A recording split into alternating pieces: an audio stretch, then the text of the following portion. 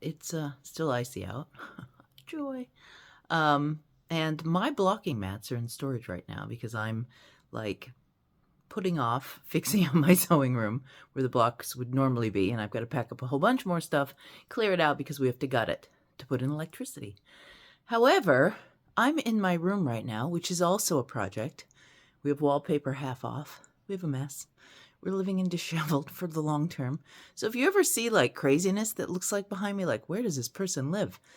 This is where I live. I'll show you a little bit of it. I won't show you the embarrassing mess, but I'll show you a little bit of where we stand in the bedroom. Right now, we just sort of subsist. And you did see my bedroom in Christmas videos if you want to go look back at those. There's a lot of videos where I'm crying and we have no heat. So, Christmas last year, not this year. In fact, I'll link the crying video right up here just so you can remember the pittiness of my life. We've made no progress in the bedroom since then because we have things like heating to fix. What have we done since then? I'll tell you what, a whole lot of not so much progress.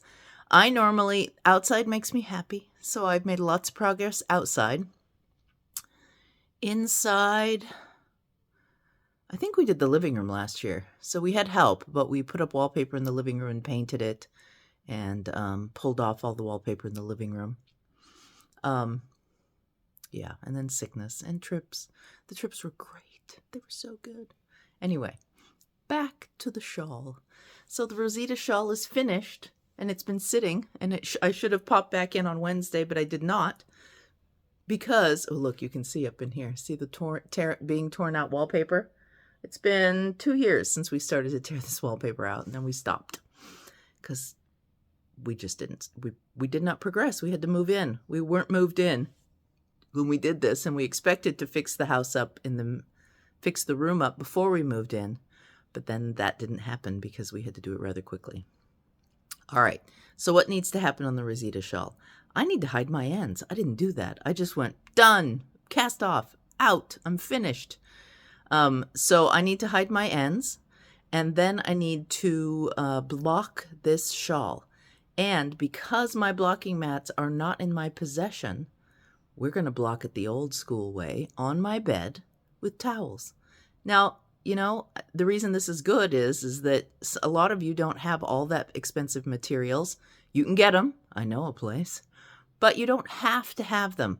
I'll tell you, if you're going to put your shawl in the fair or up into competition or something, it's probably a good idea to get the blocking mats because the mats help you get a really nice lace edge point because you can sort of pull those pins more firmly than you can on the blanket, on the towels. The other thing you can do is make a frame. You do have to make a frame to fit the shape of the shawl. And because this is it's like almost a hexagon, it might be hard. You'd have to do some constructing. But that would have been how the Shetlanders made their shawl, is they framed it up in a wooden frame and then basically stitched it into the frame until it was dry. We're going to pin it onto towels on my bed, and I'll show you that progress after I hide my ends. Out with the lifeline and hide all these ends. Oh, so many ends.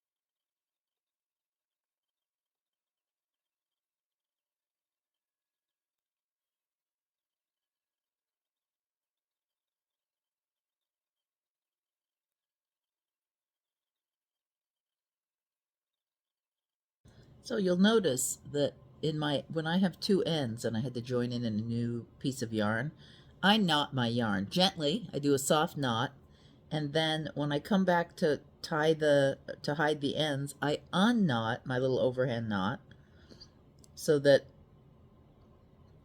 I can hide the ends without a knot. And the reason that I do this is that as I'm knitting along, if I just hang these loose, and I used to hang them loose, a hole will develop right where the join is, and it drives me a little nuts. I know in my head that it won't unravel or it won't keep going, but it'll constantly pick at me and bug me when I go back and look at that row. And the tension it messes with me. So I tie that overhead knot that way that I can get a little further on the yarn, and also when I go back, I can loosen it up again, but my tension won't be messed up underneath it.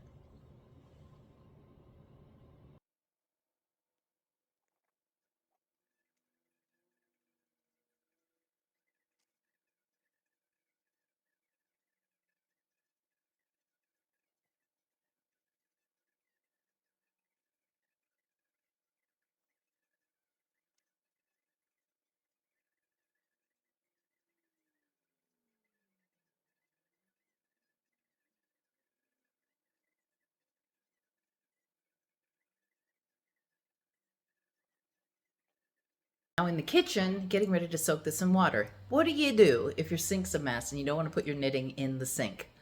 Mine, at this moment, has grease traps from our air filter above the stove. It's disgusting. I am not putting my knitting in there. Normally, I do use this technique with my knitting unless I have a sink that is mine, and in this house, I don't have enough sinks to be mine. So I'm going to use my big mixing bowl. And I've put a drop of Dawn dishwashing liquid in here. See the sink? It's not good. There's a lot of grease in there. I'm going to plunge my shawl in it. I put as hot a tap water as I had, which was cold. There ain't no hot tap water here. So this is going to go in cold. Looks like I'm going to need more. Thankfully. Let's see if this is hot. I don't know where. Yep, there's hot. All right, I'm going to put some more in. I have a hose that's long enough. And I'm going to fill this until I can cover it and plunge it all in. And then I'm going to walk away and go watch a movie or go do something else. Normally I say to vacuum, which I probably should do, because now that we're using firewood, crap gets tracked in constantly, and I'm vacuuming every 2 days. Probably should be vacuuming every day, but I'm not.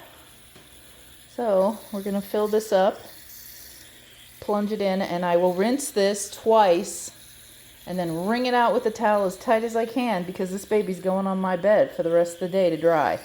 It probably will not finish. I may have to move it and then reposition again tomorrow, because it's a bit later than because I sleep in. Okay, here we go. We're getting closer. I got a bit of a float going, so let's see what we got here. Oh, no, we're good. So there we go. We're in. Remember, with wool, you can temp up. What you can't do is temp down. So if I were to throw cold on top of this now, that's where I would risk felting.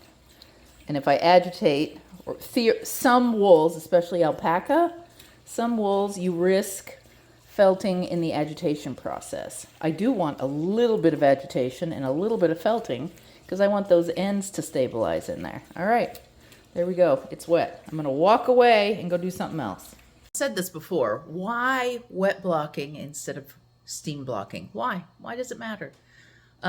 Wool, you want it to bloom. Wool blooms when it's wet blocked, and it floofs up and makes your shawl look extra floofy.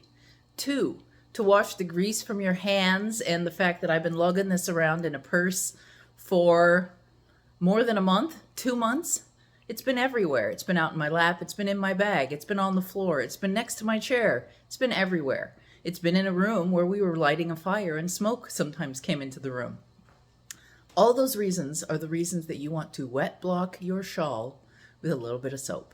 What else? Other reasons are there? Oh, there's VM in here, vegetable matter, in the spinning process. This came off the sheep. Yes, it was washed, but it never hurts to wash it again. So those are the reasons why we wet block. And then in addition to that, for lace, we wet block because we want it to be as malleable as possible so that when we pull out those holes, they stay open and we get the best looking lace we can. Rinsed it out, and I've squeezed it as much as my poor little sad swollen hands can rinse. I'm now going to wrap it up in these kitchen towels, only because I didn't have a bathroom towel down here with me. And then I'm going to run it upstairs, get a bathroom towel out, get David to help me, and we're going to wring this sucker even tighter before I lay it on our bed.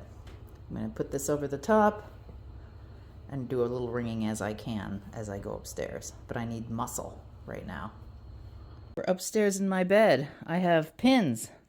I have my now squeezed shawl, and right over here I'm going to put a picture of how we squeeze this shawl in a towel and how I squeeze all my knits in a towel.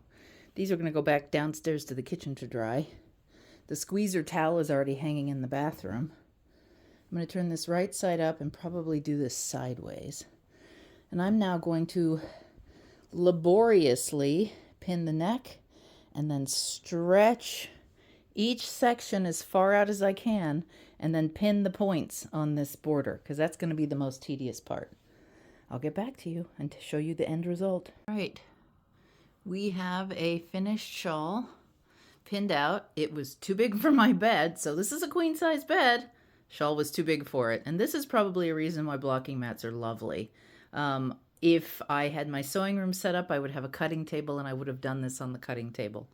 I had to fold this side in and this side in, and then I added pins to the garter edge just because it looked like it was going to try and roll, and I wanted to nip that in the bud. Pulled out every point and then ran some pins up around the neckline. But see these? They've popped out quite nicely, so I think we're okay with the main body. The worst thing that happens is I might have to break out my ironing board and steam the fold if this fold settles in too much. But other than that, all we got to do now is wait for it to heat up. Okay, one of the problems with using your bed to block garments is that what if the garment isn't dry when it's time to go to bed? And we are now facing that situation. So I have unpinned this and it is still slightly damp. I'm going to drape it across or hang it on something and hope it holds its block. Right now, though, it's doing beautifully. I pulled the pins out and it stayed blocked. So I'll check back in the morning and let you know how it goes, and maybe I'll do a little photo shoot because this bad boy is giant. It changes it. Okay, recording.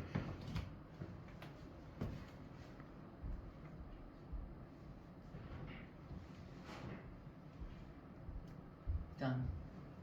That's it for tonight, and for the Rosita shawl knit-along. We're done. We're finished. I'm so happy, I have to say. As it turned out, it dried very well.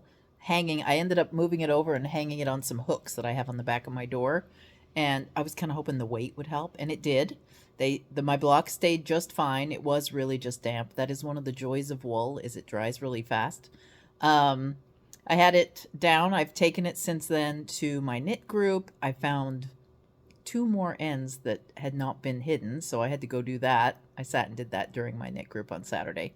And then now I got to figure out where to store it when I'm not wearing it, and honestly, where to wear it. Because I am a sweater wearer and a sock wearer when it comes to knitwear. I don't really wear hats. I don't wear shawls very often. And I don't know, what other knitwear is there? Cowls, don't wear them very much. So what am I doing? I need to just make sweaters because they're what I wear. I think that's going to be my goal this year, is more sweaters, more socks, less other stuff. So you can keep me to that. Like, hey, Tina, what are you talking about? You're knitting a hat? Why? Why? You have 1,000 hats. Why would you want another hat? If I could have some gifts to give, maybe I'll go in for the hat department. Actually, I think I need to make some for the kids next door. But that's it for today and for this week, and for the Rosita Knit-along. If you like this video and the series, make sure you subscribe and like and leave a comment. If any of you started the Rosita shawl, please let me know. I know I sold lots of kits. I just haven't seen lots of photos. And I'll be back next week with some new harebrained idea. Hopefully a sweater. Bye.